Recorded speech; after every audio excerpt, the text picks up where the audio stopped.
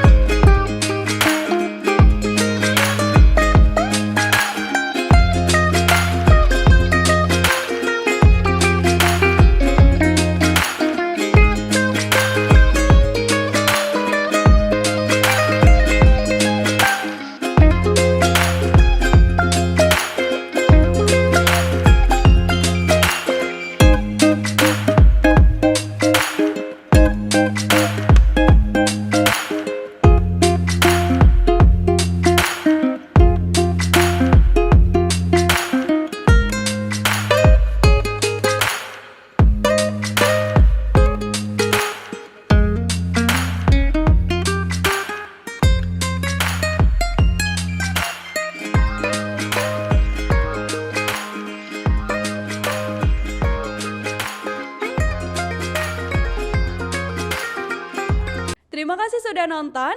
Jangan lupa like, subscribe, dan share ya.